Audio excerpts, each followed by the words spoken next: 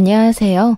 얼마 전 이혼하고 혼자가 된 30대 중반의 평범한 여성입니다. 누구나 참을 수 없는 게 꼭 한 가지씩은 있는 것 같아요.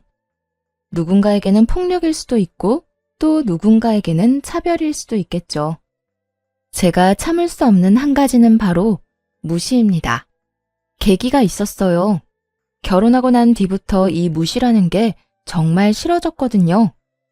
오늘 말씀드릴 이혼 사유와 엮여 있으니 이야기 한번 들어봐 주세요. 결혼 당시는 30대 초반이었어요. 공부에는 흥미도 소질도 없어서 대학에 갈 생각은 하지 않았죠. 게다가 집안 환경까지 나빠지면서 결국은 고등학교 졸업과 동시에 그 지역 인근에 있는 공장에 취직을 하게 됐어요. 솔직히 이때도 공장 다닌다고 무시하는 사람들이 있기도 했어요.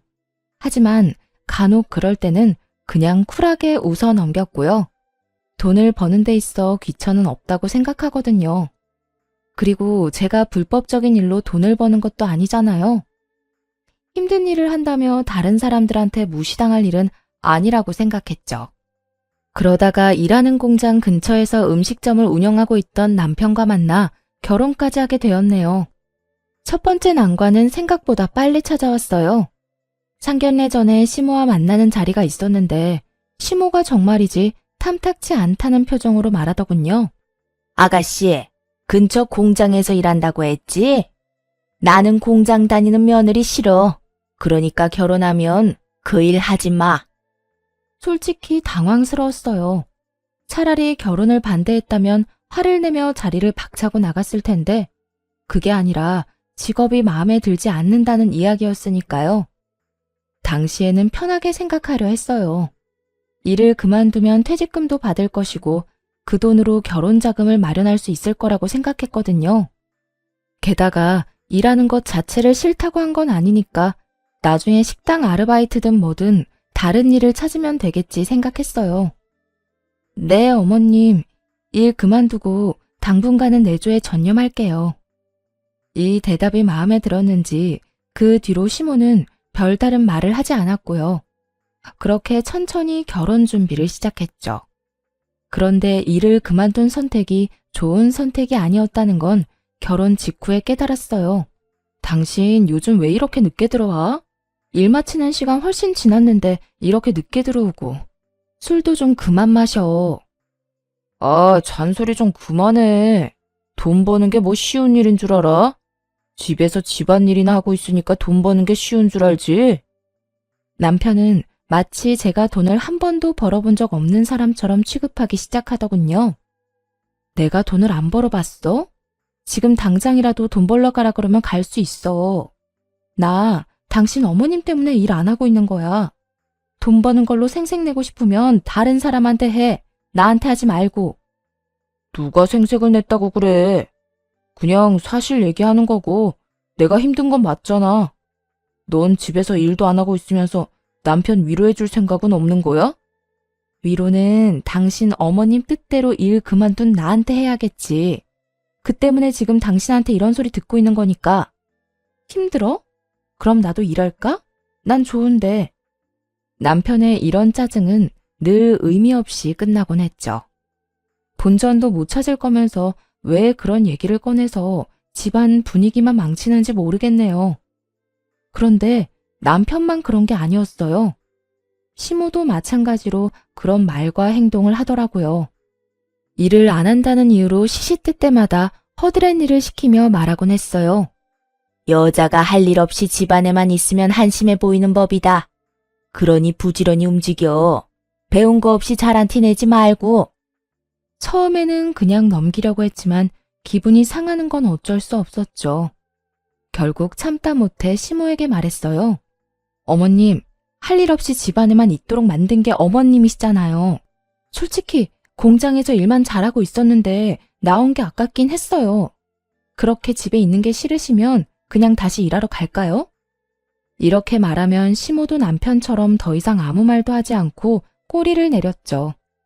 며느리가 굶어 죽는 한이 있더라도 공장은 보내고 싶지 않은 모양이더라고요. 뭐라더라? 자기 친구 며느리들은 다 안정적이고 좋은 직장을 가졌다나 뭐라나.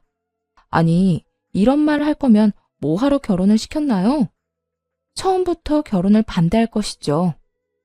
아들에게 나쁜 엄마는 되기 싫고 그렇다고 좋은 며느리는 보고 싶고 그러니까 본인이 원하는 대로 이렇게 요구한 거잖아요.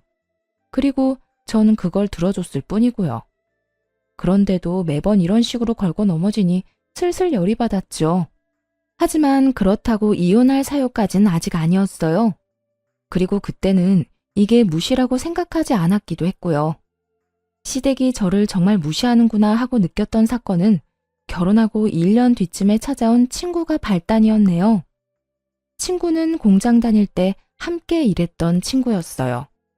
착실한 아이였는데 부모님이 안 계셨죠. 오랜만에 찾아온 그 친구는 이미 만삭이 된 배를 보여주며 돈을 좀 빌려달라고 하더라고요. 아이 아빠는 도망갔다고 하면서요. 아무래도 산 달이 다 되어 공장에서 나온 모양인데 계약직이라서 계약 만료로 육아휴직 같은 것도 받을 수 없는 상황이었던 거고요. 그런 상황을 들었는데 부모도 없이 혼자 된 친구를 못 본 척 할 수는 없잖아요. 그래서 친구에게 퇴직할 때 받은 퇴직금 1,000만 원 중 500만 원을 빌려줬네요. 저도 일을 안 하는 처지였기 때문에 많은 돈을 친구에게 줄 수는 없었어요. 친구는 그 돈만으로도 굉장히 고마워하더라고요. 사실 빌려주면서도 돌려받을 생각은 하지 않기로 했어요. 안 된 마음에 빌려준 건데 그걸로 계속 끙끙 앓게 만들 거라면 차라리 빌려주지 않는 게 낫다는 생각이었으니까요. 게다가 저는 원래 상대방이 믿음직스럽지 못하다고 생각하면 돈이 없다고 애초에 빌려주지도 않을 타입이었거든요. 근데 그 친구의 성격도 잘 알고 있었고 만약에 그 친구가 돈을 떼먹는 일이 있다고 하면 그건 분명히 무슨 이유가 있을 법한 친구이니 빌려주면서도 마음 편하게 빌려줬죠. 친구가 돌아가고 며칠 뒤에 시댁에서 남편과 저를 불렀어요. 시댁에 가서 시모와 마주 앉았을 때 시모는 이렇게 말하더군요. 너희 아버지 차가 너무 오래돼서 바꿔야 할 것 같다. 그러니까 너희가 돈 좀 내는 게 어떠냐? 저는 당연히 가만히 있었죠. 그땐 돈을 버는 것도 아니었고 낄 자리가 아니라고 생각했거든요. 그런데 남편은 그 얘기를 듣자마자 시모에게 그러더군요. 어머니, 그럼 제가 500만 원 보태드릴게요. 당신도 돈 모아둔 거 있지? 그거 내놔봐. 마치 제 돈이 자기 돈인 양 말하는 남편을 보니 기가 찼어요. 빌려달라는 것도 아니고 그냥 달라는 말투에 다시 돌려줄 생각도 없는 듯한 말에 어이가 없더라고요. 무엇보다 시부차를 사는데 제 돈을 쓰는 것도 내키지 않았어요. 시모에게 이런저런 스트레스를 받고 있던 상황이라 더 그랬죠. 그래서 남편에게 말했어요. 나 모아둔 돈 친구한테 얼마 전에 빌려줘서 없어. 이 말이 끝나기가 무섭게 시모가 엄청난 욕설을 퍼부었어요. 너 미쳤어? 넌 가정도 있는 애가 어떻게 친구한테 돈을 빌려주니? 사회생활을 안 해서 그런지 돈 쓸 줄을 몰라. 얼마나 빌려줬는데? 500만 원 빌려줬어요. 차용증은 받았어? 차용증도 안 쓰고 빌려준 거야? 가족도 아니고 남한테 돈 빌려줘서 돈 받을 수 있을 거라고 생각하니? 네 친구라고 해봤자 공장 다닐 때 만난 친구밖에 더 있겠어. 일해서 못 배운 애들은 아무것도 모른다니까. 너 을이라고 하면 뭐든 다 되는 줄 아니? 우정이 밥 먹여줘? 누가 뭐래도 가족이 제일 소중한 거야. 친구에게 돈을 빌려준 것뿐인데 시모는 저를 완전히 모질이 취급하며 못 배운 사람이라고 몰아세우더라고요. 어머님, 어차피 그 돈은 제가 짜투리 돈으로 모은 거예요. 부업하거나 파트타임으로 틈틈이 일해서 받은 돈이요. 제가 제 돈 모아서 쓴다는데 뭐가 문제예요? 사치를 하는 것도 아니잖아요. 시모에게 이렇게 따지자 이번에는 남편이 버럭 화를 내더군요. 왜 문제가 없어? 당연히 돈을 벌었으면 가족을 위해서 써야지. 그 당연이라는 말에 정말 화가 났네요. 남편에게는 지 부모는 언제나 당연히 도와줘야 되는 사람들이고 제 부모님은 해주기 전에 뭔가 따지고 재게되는 사람들이었거든요. 가족? 그래, 당연히 가족을 위해 쓸 수 있지. 그런데 당신, 우리 부모님이 돈 빌려달라고 했을 때는 이것 때문에 안 된다, 저것 때문에 안 된다며 퇴짜만 놓더니, 그런데 아버님 차 때문에 돈 필요하다니까 바로 500만 원 내겠다고? 너한테 우리 부모님은 가족도 아니지? 친정 부모님 이야기를 꺼내니 남편은 화를 내다가 멈칫하더라고요. 하긴 자기가 생각해도 그럴 수밖에 없었을 거예요. 바로 얼마 전 일이었거든요. 친정엄마가 집에 세탁기가 고장났다며 수리하는 것 때문에 전화를 해온 적이 있었어요. 솔직히 10년 넘게 쓴 가전이기도 했고 한 대 바꿔드리고 싶었죠. 그래도 남편에게 먼저 물어봤고요. 모아둔 돈으로 부모님을 도와줘도 되겠냐면서요. 그랬더니 요새 장가가 안 되느니 어쩌느니 하며 안 된다고만 하더라고요. 그래서 열받아서 그 후로는 남편한테는 더 이상 도와달라고는 하지 않았고요. 그리고 제가 모아놓은 돈으로 세탁기를 한 대 놔드린 일이 불과 얼마 전이었네요. 그거랑 이거랑은 다르지. 어쨌든 당신이 친구한테 돈 빌려준 건 정말 잘못한 짓이야. 당신이 그 친구한테 사기당한 거라고. 어휴, 뭘 알아야 내가 말을 하지? 세상이 얼마나 무서운지도 모르지? 여전히 사람을 모지리로 몰아가는 남편놈을 보며 콧방귀를 뀌었네요. 내 돈 어디다 쓰는지 상관하지 말고 당신이나 차용증 잘 받아. 어머님한테 빌려주면서 가족이면 사기 안 치는 줄 알아? 아, 가족끼리 무슨 차용증이야. 그리고 너 말이 웃기다. 우리 부모님이 사기칠 사람으로 보여? 그럼 우리 엄마는 돈 안 갚을 사람처럼 보여서 돈 안 빌려줬어? 친정엄마 이야기를 다시 하자 또 깨갱하는 남편놈이었어요. 그런 남편놈이 한심해서 한마디 했네요. 돈 빌려주고 차용증 받으라는 거 어머님이 하신 말이잖아. 왜 나한테 화내고 난린데? 왜? 같은 말이라도 당신 가족이 하는 말이랑 생판 남인 내가 하는 말은 다른 것 같아? 왜 이렇게 사람이 못되게 변했어? 당신 이런 사람 아니었잖아. 대체 왜 우리한테 이런 식으로 뾰족하게 구는 건데? 양심이라는 게 있으면 그딴 말 나한테 못하지. 당신도 당신이 모은 돈으로 나한테 상의 한마디 없이 잘 쓰잖아. 쓰고 싶은 대로 알아서 써. 대신 내가 모은 돈에는 관심 끄고. 돈 벌지 말라고 해서 일 그만둔 게 누구 때문인데 일 안 한다고 나를 무시해? 누가 무시했다고 그래. 우린 그냥 당신 생각해서 그런 거고. 날 생각했으면 공장 다니는 며느리가 부끄럽다고 할 게 아니라 공장 다니는 거 하나도 부끄럽지 않다고 말해줘야 하는 거 아니야? 내가 진짜 더럽고 치사해서 나도 앞으로 일할 거야. 돈을 벌어야 이런 무시를 안 당하지. 결국 남편과 대판 싸우고는 그 길로 시댁을 나와 집으로 돌아왔어요. 시부모 앞에서 열심히 남편과 싸우고 돌아온 다음 날부터 시모는 연락도 안 하더군요. 제 성격이 개차반인 걸 이제야 알게 돼서 좀 아깝더라고요. 미리 성격을 고지해줬으면 처음부터 저를 피해 다녔을 텐데 말이죠. 어쨌든 주변이 조용해지니 좋긴 하더군요. 돈을 빌려갔던 친구는 그 뒤에 연락도 없었어요. 혼자서 애 키우느라 힘든가 보다 했어요. 2년이 지나는 시간 동안 친구에게서는 연락이 없었는데 남편놈과 시모는 그 기간 동안 그걸 아주 우려먹더라고요. 당신 그거 사기당한 거야. 친구가 아니라 왼수지. 아이고, 돈만 아깝잖아. 당신이 모은 돈인데. 이래서 모자라다는 소리 듣는 거라고. 알아? 호구가 따로 없네. 아주 막말을 퍼붓더라고요. 이미 정이 떨어질 대로 다 떨어진 사이임에도 더 떨어질 정이 있다는 게 신기할 정도였죠. 남편은 그 일로 계속해서 괴롭히더군요. 그만 좀 하라고. 당신이 무슨 앵무새야? 매번 똑같은 말 하는 거 질리지도 않냐고. 그러는 당신이야말로 아버님 차 살 때 준 돈 돌려받지도 못했으면서 나한테 이런 말 하기 전에 네 앞가림이나 잘해. 매번 이런 식으로 끝이 나곤 했죠. 솔직히 남편과 이런 걸로 투닥대는 것도 그만하고 싶었어요. 그 돈 한번 빌려줬다고 사람을 모지리로 만들다뇨. 남편의 외삼촌이 찾아온 날이 있었어요. 남편을 찾아왔나 싶었는데 그게 아니라 저를 콕 집어서는 잠시 이야기를 나눴으면 한다는 거예요. 이상하다 싶었지만 친인척이니 알겠다고 하며 이야기를 들었죠. 그런데 처음부터 이상한 말을 꺼내더라고요. 질부, 내가 요즘에 하는 재테크가 있어. 혹시 돈 불리는 일에 관심 있으면 내가 도와줄 수 있을 것 같은데. 어때? 이야기 한번 들어볼래?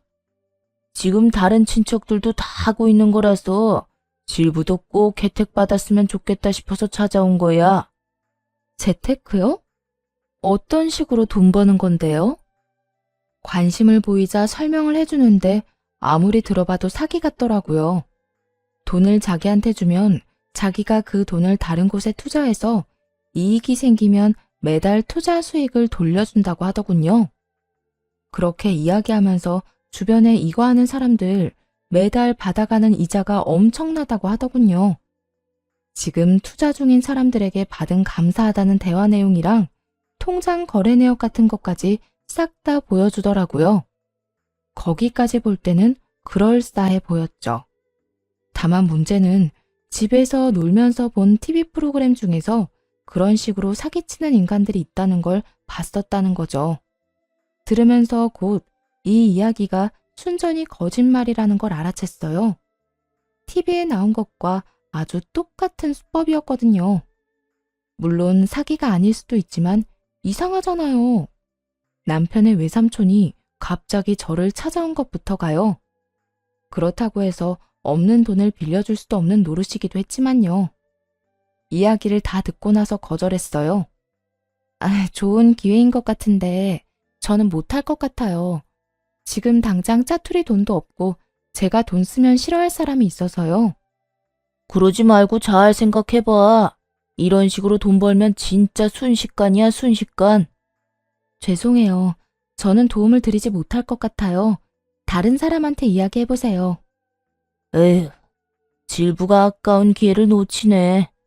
그래, 알겠어. 그러면 나한테 혹시 돈 좀 빌려줄 수 있겠나? 돈이요? 그 이야기 듣는데 어이가 없었네요.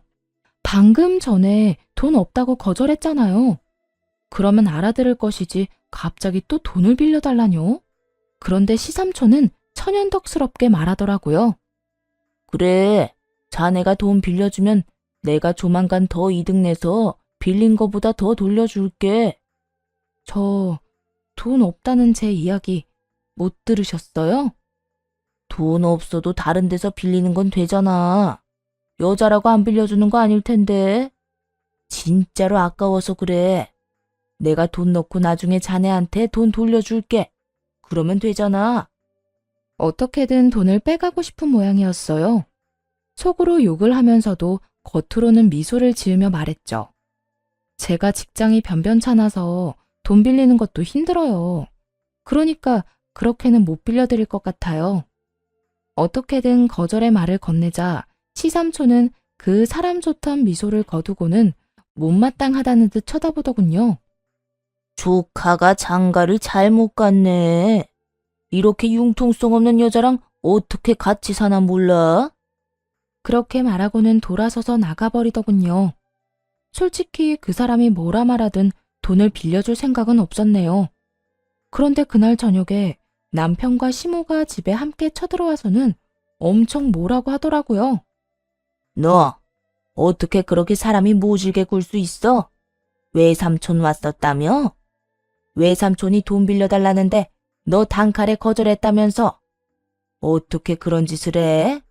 외삼촌이 어떤 삼촌인데? 외삼촌이면 남편 외삼촌이겠죠. 그런데 왜 저한테 화내세요? 아니, 친구한테 돈 빌려줬다고 모질이라고 욕 엄청 얻어먹어서 다른 사람들한테 이제 돈 안 빌려주기로 다짐했었거든요.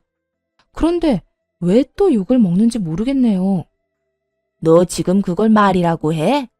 친구랑 삼촌이 똑같아?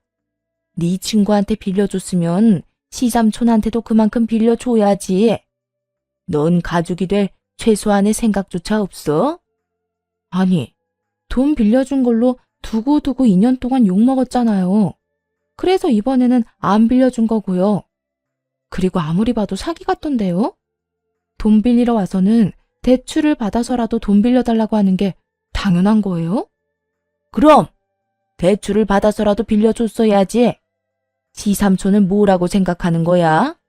융통성도 없고 배려도 없는 년. 내가 왜 너 같은 것을 우리 아들하고 결혼시켰나 몰라. 환장하는 시모 옆에서 남편은 열심히 기름을 들이붓고 있더군요. 당신 진짜 왜 그래? 삼촌이 우리한테 얼마나 잘해주는데 당신이 뭔데 마음대로 행동해서 초를 쳐? 적어도 예의 바르게 행동했어야 할 거 아니야. 삼촌이 얼마나 빈정상했는지 알기나 해? 웃기고 있네. 당신한테 잘해줬지 나한테 잘해준 것도 아니잖아. 아는 거라고는 얼굴뿐인 사이에 찾아와서 투자 이야기에 돈까지 빌리려고 하는 사람을 내가 어떻게 믿어? 당신이야말로 날 뭐라고 생각하는데? 이러지 좀 마. 왜 이렇게 삐딱하냐고. 삐딱해? 그리고 내가 당신 삼촌 뺨이라도 때려가며 거절했어? 내가 화라도 냈다고 하든? 나 당신 얼굴 봐서 웃으면서 안 된다고 돌려서 간곡하게 거절했어. 그런데 뭐? 도대체 뭘 듣고 와서 사람을 모함하는 거야? 됐으니까 이혼해. 사람 무시하는 것도 모자라서 이제는 모함까지 해? 지금 네가 왜 이혼 이야기를 꺼내? 당신이 뭘 잘했다고 이혼해달라는 거냐고. 그럼 못한 건 뭔데? 아무리 봐도 사기 수법 같길래 투자도 안 하고 돈도 안 빌려준 건데 지금 내가 잘못했다는 거야? 돈을 빌려줘도 가족인 당신이 빌려줘야지. 난 못 믿으면 못 빌려줘. 내 돈 못 돌려받으면 당신이 책임질 것도 아니잖아. 우리 삼촌이 왜 사기꾼이야? 삼촌이 지금 우리한테 얼마나 잘해주고 있는지 당신이 몰라서 그러는 것 같은데. 알고 싶지 않다니까. 그리고 솔직히 저번부터 계속 이혼 생각하고 있었어. 당신이며 당신 어머니며 내가 친구한테 돈 한 번 빌려준 걸로 사골국물처럼 그 이야기 우려먹는 인간들하고 사느니 그냥 속 편하게 혼자 살란다. 그게 내 정신 건강에 훨씬 나아. 우리가 언제 그랬다고 그런 소리를 해. 그리고 그거 빌려주고 돈 못 받은 건 맞잖아.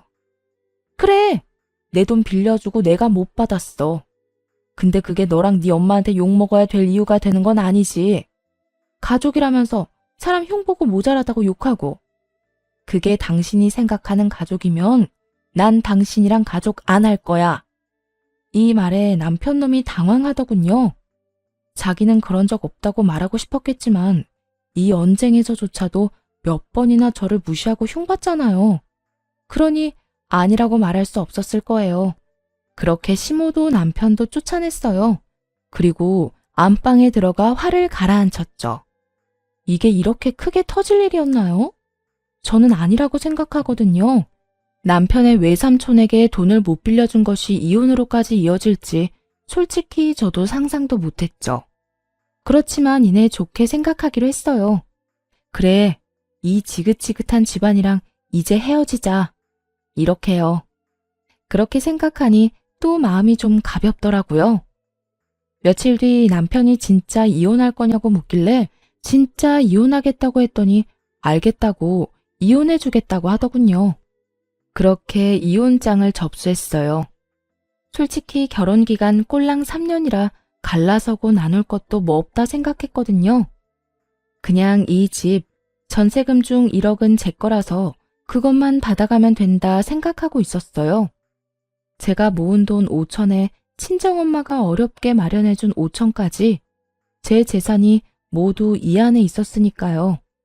집이 어디 갈 것도 아니고 집 빼기만 하면 바로 돈 나눠 갖고 갈라서면 끝이라는 생각으로 직장을 다시 알아보고 있었네요.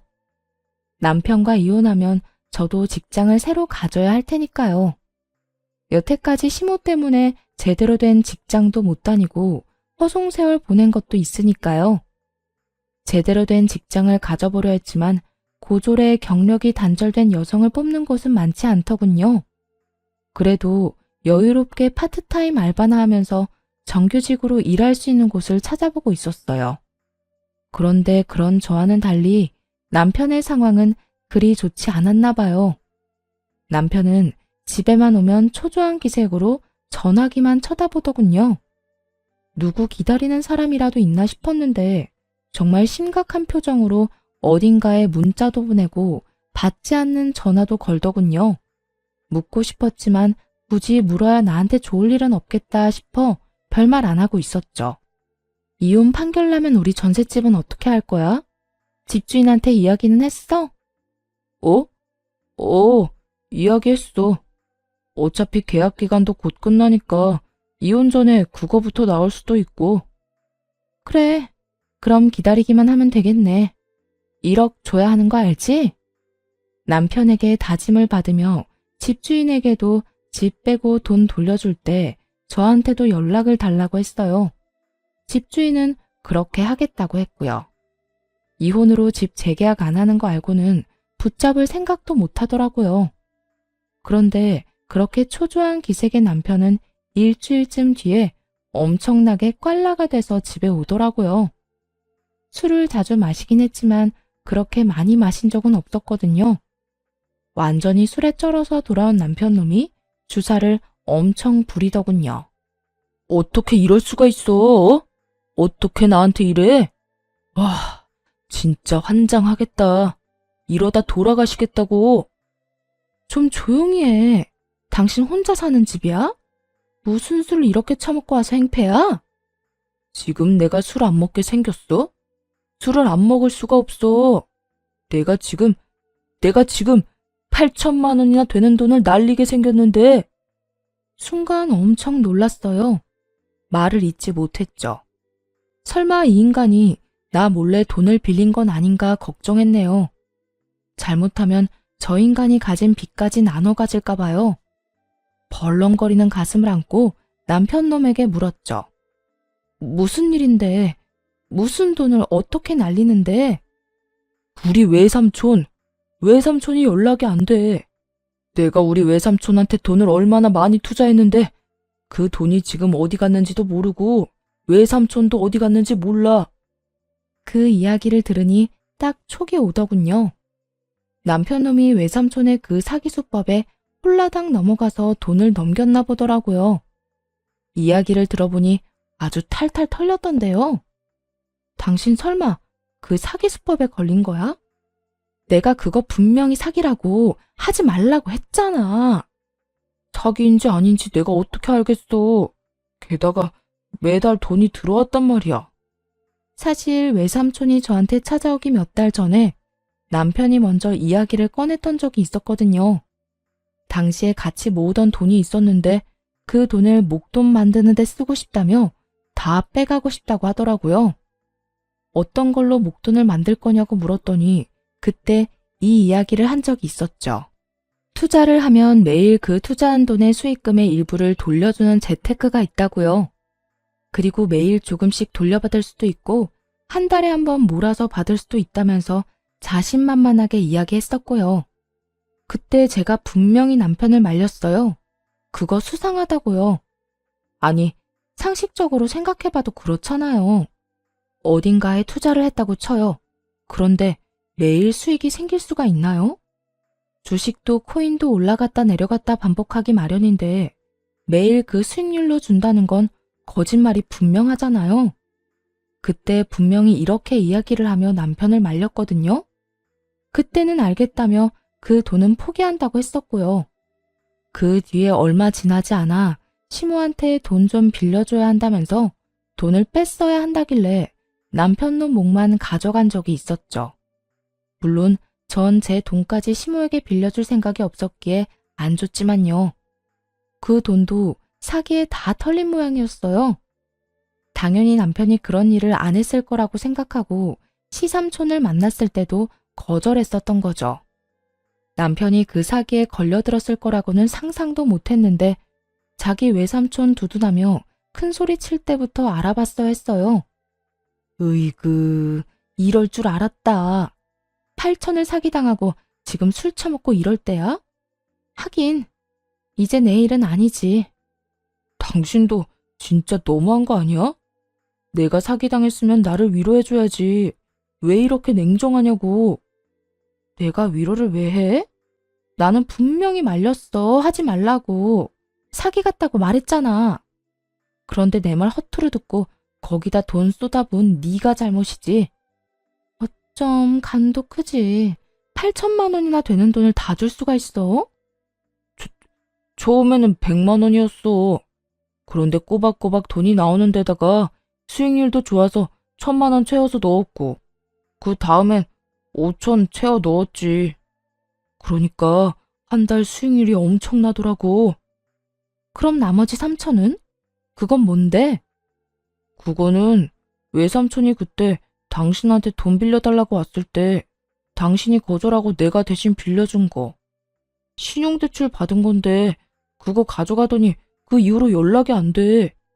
가만 보니 그 시삼촌이란 작자는 남편 놈에게 이미 빨대를 꽂고서 원금을 확 빨아들인 후 그 돈으로 이자라는 명목하에 돈을 조금씩 돌려준 뒤 마지막에 욕심을 더 낸 남편 놈에게 돈까지 빌려서 종적을 감춘 거였어요.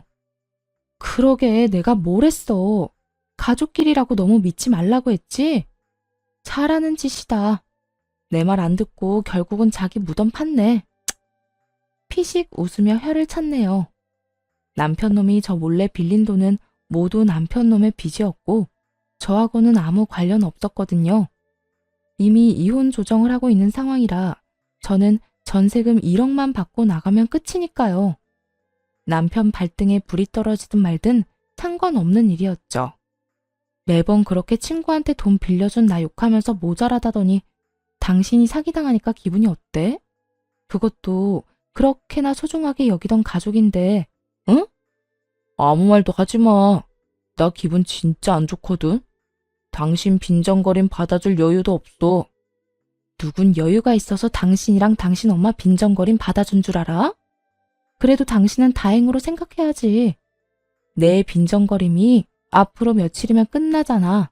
우리 곧 이혼할 건데 더 이상 잔소리도 안 들어도 되고 좋지. 나는 2년 내내 당신이랑 당신 엄마한테 모자라다는 소리 들으면서 살았어.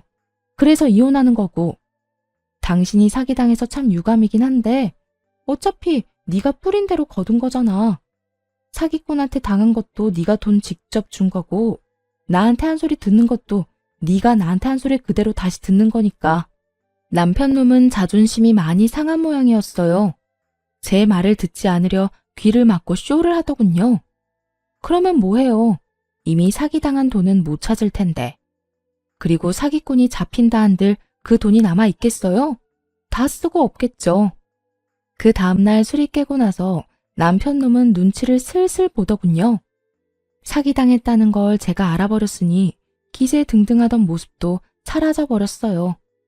제가 호구라며 사기당한 사람이라며 모자란 사람 취급할 땐 언제고요? 알고 보니 진짜 모질의 호구는 자기라는 걸 알고 반성을 좀 한 모양인지 어쨌든 조용해지니까 좋더라고요. 그렇게 며칠 뒤에 이혼 판결이 나고 전셋집도 빼게 됐어요. 남편이 사기를 당한 와중에 목돈을 보고 무슨 생각을 할지 모른다는 생각이 들어 함께 가서 전세금을 받아왔네요. 그리고 정확하게 제가 낸 금액 1억을 돌려받았어요. 그걸 보는데 어찌나 마음이 흐뭇하던지요. 남편 놈은 그 돈을 참으로 착잡한 표정으로 쳐다보더군요. 하기야 신용대출을 갚아야 했으니까요. 남편이 낸 전세대금은 7천만 원 정도였는데 3천만 원은 신용대출을 갚고 4천 정도 남았나 보더라고요. 하지만 그것 가지고는 집을 구할 수도 없었기에 시댁으로 들어간다고 들었네요. 정말 웃긴 건 마지막에 이삿짐 센터 불러서 짐을 빼는데 남편 놈이 그러더군요. 당신 나랑 이혼하는 거 진짜 잘못 선택한 거야. 당신이 지금 이혼하고 나가서 변변찮은 일자리 하나 찾을 수 있을 것 같아? 내가 고용주라도 당신 같은 사람 안 뽑아. 나이는 많지, 경력도 없지, 고졸이지. 당신 같은 사람은 그냥 집에서 내조나 하는 게 최고라고. 멋대로 생각해. 근데 난 그 정도로 큰 사기는 안 당해. 그러니까 내 걱정하지 말고 네 걱정이나 해. 돈은 다 날려먹은 주제 어디서 다른 사람 조롱질이야? 그 조롱에 한마디 하자 전 남편 놈이 욱하더군요. 일부러 저러는 이유는 알 것 같았어요. 자기가 당한 일로 비웃음을 사고 싶지 않았던 모양인데 솔직히 지금 저보다 자기가 더 급하잖아요. 그 와중에 강한 척하는 걸 보니 아직도 정신 못 차렸다 싶더라고요. 그리고 나이 많고 경력 없고 고졸인 거 저도 잘 알아요. 제대로 된 일자리 못 구하면 알바라도 구해서 일하면서 다시 공장 일자리라도 알아볼 생각이었거든요. 솔직히 돈도 못 벌게 하면서 사람 무시하는 전 남편 시모가 없으니 오히려 뭘 해도 돈 잘 벌 수 있겠다는 생각만 들었어요. 더 잘 살 수 있겠구나 하는 생각도 했고요. 가로막는 것들이 사라졌으니까요. 끝까지 저를 조롱하며 괴롭히려 했던 전 남편 놈은 더 이상 저에게 아무런 상처도 주지 못하고 자기만 상처 입은 채 돌아섰어요. 그게 마지막일 거라고 생각했네요. 그렇게 전 남편과 헤어지고 정말 놀랍게도 500만 원을 빌려줬던 친구와 재회하게 됐어요. 남편 놈과 이혼하면서 전화번호를 바꿨는데 어떻게든 묻고 물어서 연락을 했더라고요. 네가 그때 도와줘서 나 자리 잘 잡았어. 지금 괜찮은 미용회사에 정규직으로 입사도 했고 너 아니었으면 진짜 나 길거리에서 굶어 죽었을지도 몰라. 너무너무 고마워. 친구는 그때 빌려갔던 돈 500만 원에 이자 100만 원까지 얹어서 600만 원을 들고 찾아왔더라고요. 그러면서 고맙다고 손을 꼭 붙들며 말하더군요. 괜찮아. 사실 나 이 돈 못 받을 수도 있다고 생각했어. 그래도 괜찮다고 생각했으니까 빌려준 거야. 근데 이렇게 돌려받으니까 좋긴 하다. 나 얼마 전에 이혼했거든. 남편이랑. 친구에게 그간 있었던 일을 다 알려줬어요. 친구에게 빌려준 돈 때문에 긴 시간 욕먹었다는 이야기를 듣고 친구가 미안해하면서 엄청 욕해줬죠. 자기가 더 빨리 찾아갔으면 제가 그런 소리 들을 일 없었을 거라고 굉장히 자책하더라고요. 네가 왜 잘못했다고 생각해? 내가 그 돈 받을 거였으면 너한테 매일같이 전화하고 돈 돌려달라고 재촉했겠지. 근데 그거 아니잖아. 내가 그냥 놔둔 거잖아. 이건 그 사람들이 잘못한 거야. 나를 무시하고 욕하는 사람들. 전 남편과 그 사람 엄마가 잘못한 거지. 그럼 이혼하고 지금 살 곳은 있어? 이혼하면서 전세금으로 냈던 1억 그대로 돌려받았어. 그걸로 작은 평수의 집은 계약했는데 직장 구하기가 힘드네. 정규직으로 들어가고 싶은데 내가 나이가 많아서. 안 되면 다시 공장이나 들어가든지 알바나 계속 하든지 하려고. 그러면 우리 회사에 지금 사람 구하고 있는데 한번 도전해 볼래? 내가 도와줄게. 합격할 수 있도록. 친구는 자신이 취직한 회사에 합격할 수 있도록 도와주겠다고 했고 저는 그 기회를 놓치지 않았어요. 미용 관련 회사라 재미도 있고 배우는 것도 좋았죠. 무엇보다 옆에서 짹짹대는 인간들이 없어서 더 좋았네요.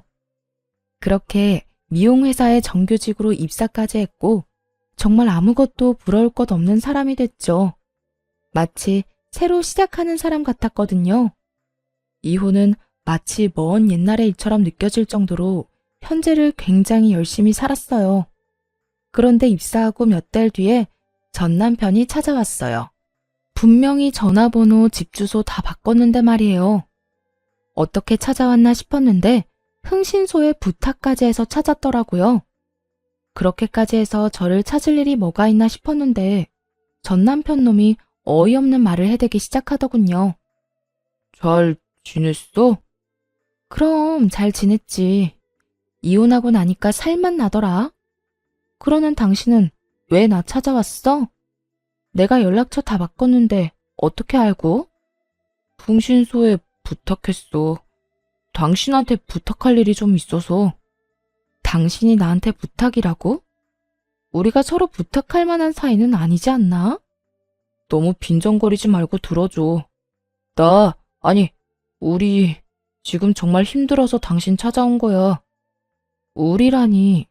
지금 여기 전 남편과 저밖에 없는데 우리라는 말을 하는 전 남편을 보며 기분이 쎄했어요. 당신 그때 이혼하면서 전세금 1억 가져갔잖아. 혹시 그거 좀 빌려주면 안 될까? 정신 나간 요구를 부탁이라고 포장해서 말하는 전 남편을 보며 코웃음을 쳤죠. 뭘 빌려줘? 1억? 내가 그걸 왜 당신한테 빌려줘야 하는데? 우리 그간 가족으로 산 정이 있잖아. 나 진짜로 당신한테까지 돈 빌리러 오고 싶지 않았어.